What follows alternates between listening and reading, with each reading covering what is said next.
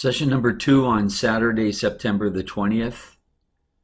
In the case of the men, this will be from 3 till 5 o'clock. In the case of the women, it will be from 5 till 7.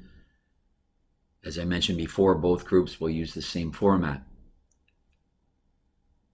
We'll follow the identical warm-up procedure that was established in the morning.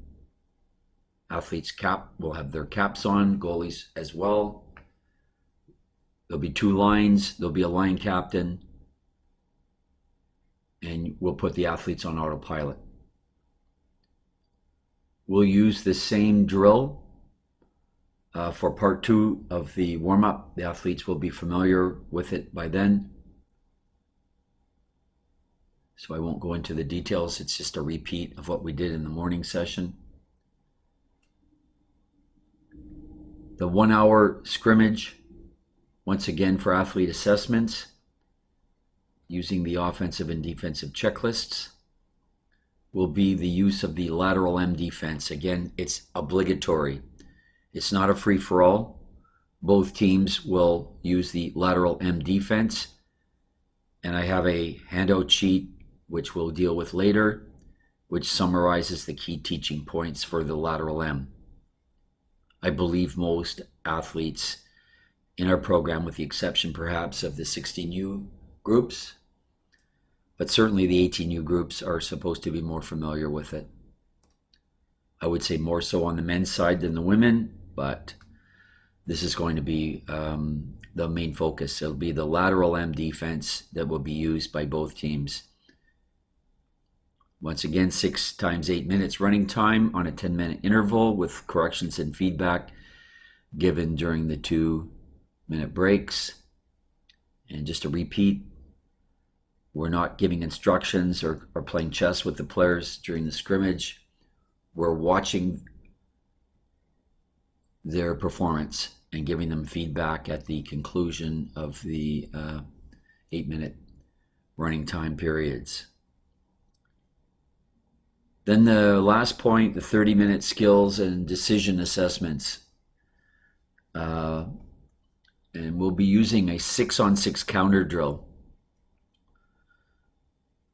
Each of the coaches will run the drill. So you start at one end. In this case, you can see the blue team's attacking to the left. White team is defending. So basically, the drill runs like this. The players are set up with one player having the ball with the goalkeeper, rather. The defending goalkeeper has the ball, so it's as if they had just taken a shot and the goalie stopped it. They're in the white team goalie in possession. So before the counterattack begins, which will be the white team's counterattack, the coach designates one blue defender in either the front line or the back line to delay. And this is going to provide an extra player attack for the white. On the coach command, the teams counter with the goalie in possession of the ball.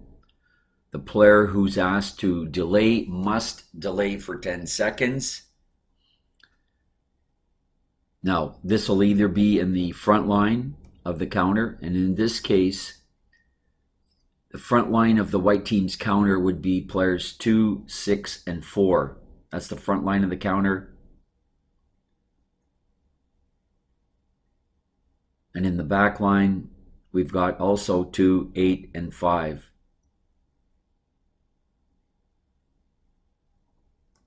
You will vary the location of the delay, and it'll be up to the teams to the counter-attacking team to drive to the other end of the pool and attempt to complete the extra man advantage.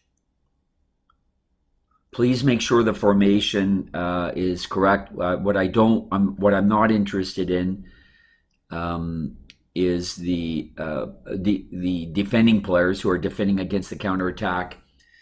I mean, because they already know where the advantage is, they may start cheating to return in an attempt to stop. That's not the purpose of the drill. The purpose of the drill is to assess the skills involved in counterattack and the decision making that's going on.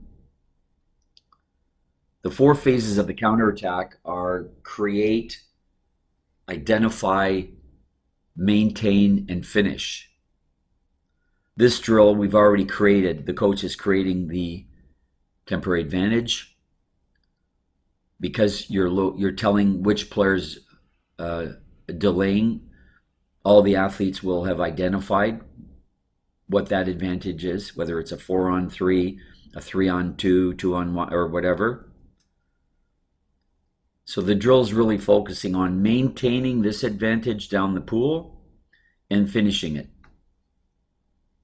Okay, so that's the concept. Once the players, when the counterattack is completed at the other end, the teams will line up 6-on-6 in a correct formation once again, and the coach will do the same process for the other team, and the drill continues end to end.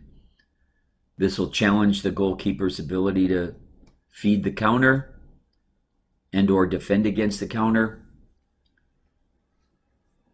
The one other option available, which I didn't explain in the text here, is that after a couple of end-to-ends, I usually do a full one-position rotation clockwise. Otherwise, the players are only ever in the same side of the pool and or in the relatively the same area, for the counter. So after maybe a couple of end-to-ends, rotate the players, but keep them in their matchups and move them clockwise one position. If there's any questions on this, please feel free to contact me.